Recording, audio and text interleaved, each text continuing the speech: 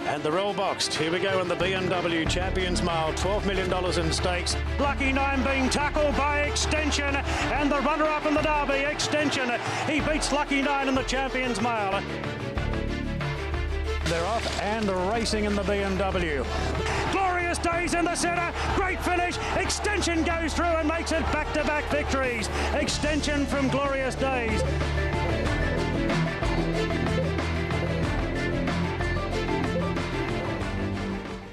Trainer John Moore is the dominant force in the Champions Mile. He's won the race 4 times on 2 occasions with Extension, who's won it the past 2 years, going for a hat-trick in this year's edition of the race. It's quite ironic actually, Joe. Out of the last 8 editions of this race, there's been 3 horses that have duly won it.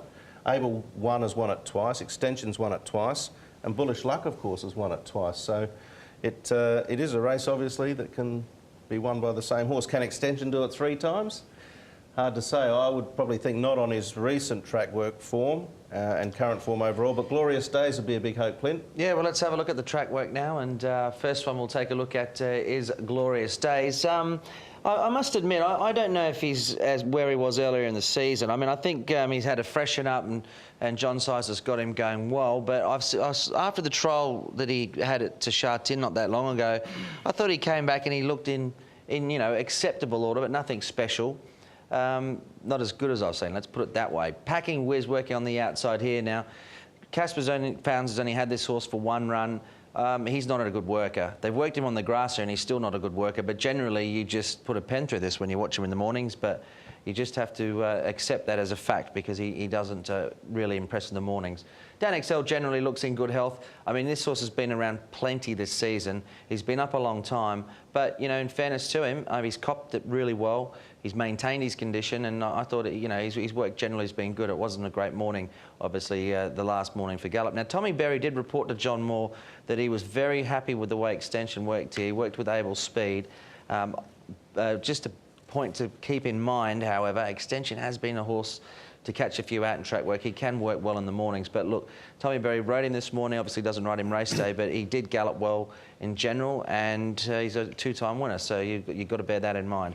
Pure Champion, another horse that has been up for quite a while, didn't look like he was enjoying, you know, going steady time or bit of evens out wide on the track here in pretty sloshy conditions, but I think another horse that's really copped his racing very well indeed and couldn't fault him. Helene Spirit, he can borderline work a bit keen in general, and you can see him really flying along this morning. It was if you didn't know the horse, you'd be really pleased with the work. And look, he's fit, he's well. He hasn't improved or gone backwards in his work. I just don't think quality-wise he's up to it. But, you know, there's a stretching bit of work there, and he seems in good order. Some mornings the jockeys find it hard to pull him up. Even when he goes past the post. Gold Fun, I'm not sure how to read him because his trial, I thought, was a bit lacklustre.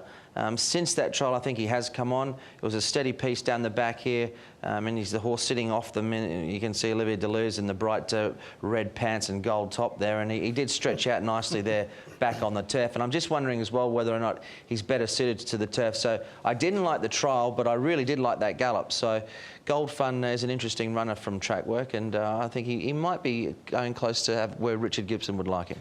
And so important to follow the progress of the horse at the track since what was a gut-busting run in the Derby. Well, he's had 3 hard runs in a row, Joe. I mean, he had a hard run in the mile race leading into the Derby. He was off the track all the way, which he won, and then he had another hard run in the Classic Cup, and the Derby run was a hard run. So I just hope that hasn't just taken too much out of him, but looking at that last bit of work, you'd be happy. Glorious Days, one of the hardest horses to beat, no doubt. The recent Stewards Cup winner. Now, it's worth noting, we saw the vision earlier. He ran second to Extension in last year's race when he was only 4, but this year, since the blinkers have gone on, he's really gone to that next level. Now, he's been able to beat Ambitious Dragon twice this season. Now, if Ambitious Dragon was in the race tomorrow, I'm sure we'd all be talking him up. I mean, had he not run in the QE2 Cup, we'd all be looking at Ambitious Dragon as probably unbeatable here. Well, Glorious Days has beaten him twice this season.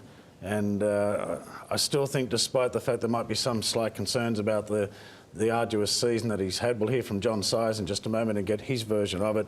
I still think, seriously, this has got to be the one to beat. Well, trainer John Size is quite reserved about Glorious Days going into Sunday. Yeah, I'm reasonably happy with him. He's had an ease up since his last start, and he's come back and trial quite normally. So I think everything's in order with him, and I'm looking forward to watching his performance. And I think that he might, improve a little bit after that. Generally goes well after freshen up. Yeah, he's a good horse fresh. He doesn't sort of appreciate a lot of training, and the racing this season, I think he's had 5 or 6 runs, so that's enough for him. How about tactically in the race? I mean, it doesn't look like there's potentially much speed. Does that worry you at all? Well, not really. His last few starts he's been hitting the gate pretty well, and I think he put himself up on the speed or very close to the lead off the good gate. I don't think that the tactics should be a problem for him. You'd probably be the favourite in the race, I'd say. What do you think the main danger is? Packing Wiz, I think. He's an improving horse. He's just developing and evolving into one of our better horses.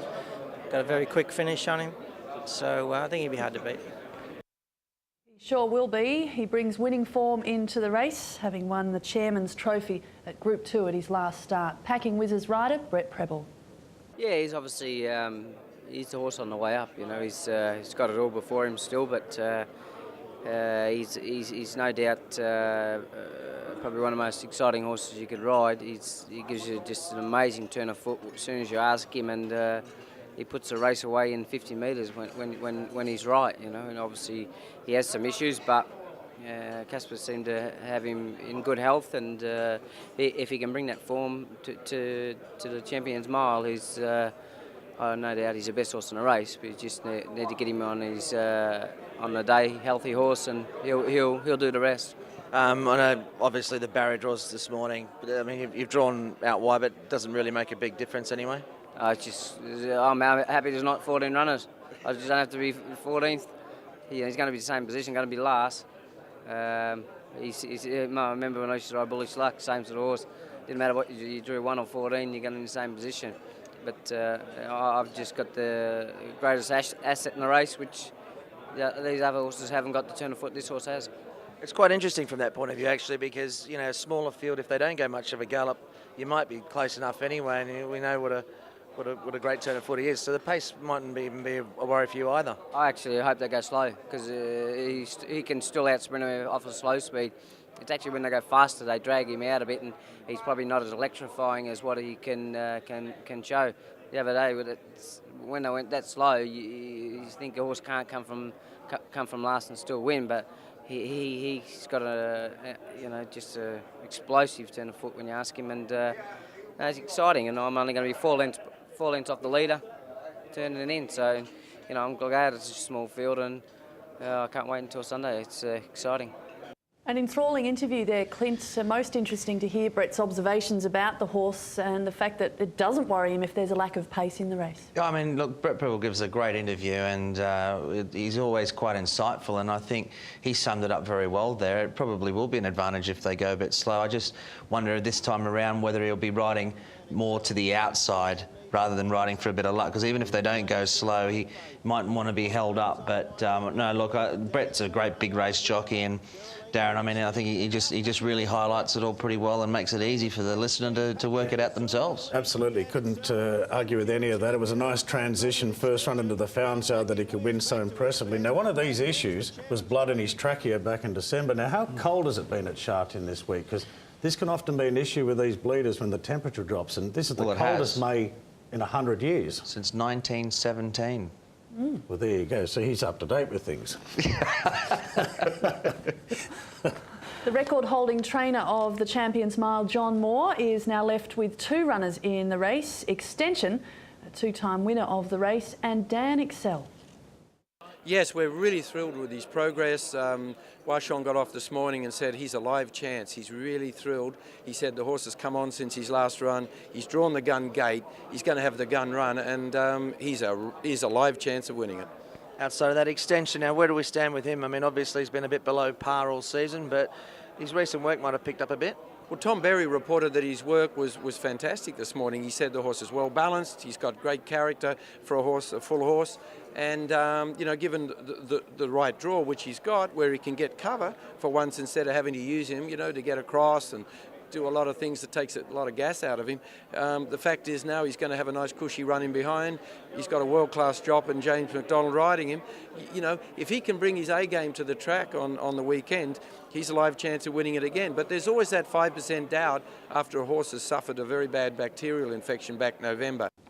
The last Derby place getter to go on and win this race was Extension back in 2011. Aiming to do the same, he's Gold Fun. Yeah, I thought he raced well in the Derby and he trialled okay the other day. He's come on from that and we're looking forward to the race on Sunday.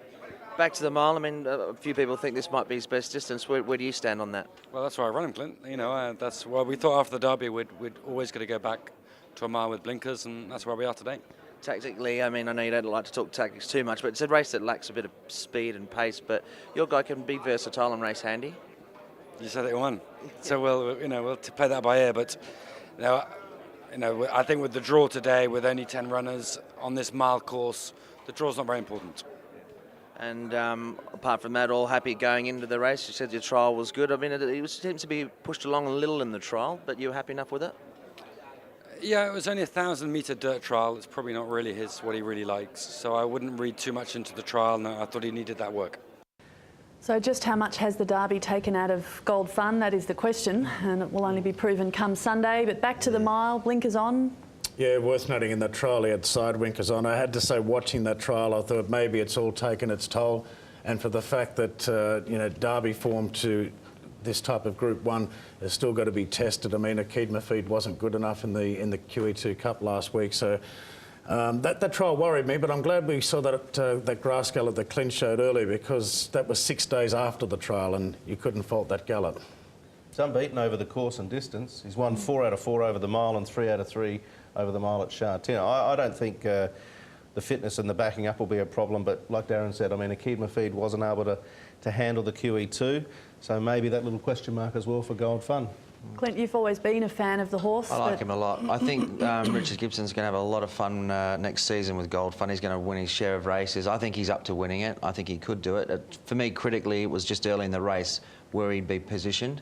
If he can get the right run, I think he could do the job.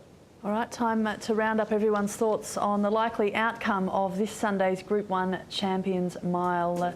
Despite hearing all that reservation from John Sires, I have put Glorious Days on top to beat Packing Wiz, who has an astonishing turn of foot. He'll be right there in the finish. Gold Fun, I hope he comes through the Derby run well and performs at this level. And Extension will be very competitive as well.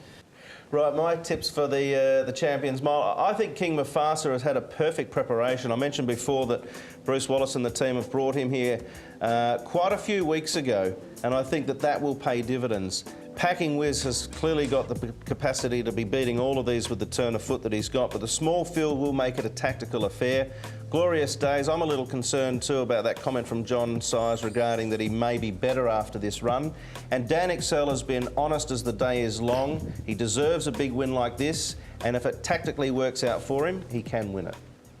Well, I'm going with Glorious Days. I think even if he's not 100% spot on, he could still be too good for this field there tomorrow. I mean, he's beaten Ambitious Dragon twice this season. That's the yardstick. For mine, he's too good to beat. King Mufasa, I thought he was the only danger.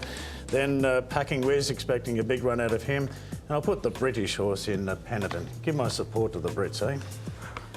That'd be a first. All right, let's get my numbers now. I think that Packing Wiz can do the job here. Just been really excited by the way this horse, when he does perform, what he can actually do. And I think he'll get the job done there in a small field tomorrow from Glorious Days, who has to be the one to beat. I think Dan Excel will get the right run, and I wouldn't put it behind Gold Fun either. It should be, though, be a race of tactics tomorrow. I'm looking forward to it, and yeah, I think you could make a case for a few there, Joe, but Glorious Days is probably a deserved favourite in the race. Turned your back on the Kiwis, haven't you? Have Not I? a place, you put it up about $9 in your market, King Mufasa. Just think he might be beaten for a bit of a turn of foot. If it does develop into a sprint home, he could be vulnerable. All right, so looking forward to another great day of racing here in Hong Kong. Yeah, can't wait for it. Okay, don't miss the Group 1 Champions Mile coming up this Sunday at Chartin. Bye for now.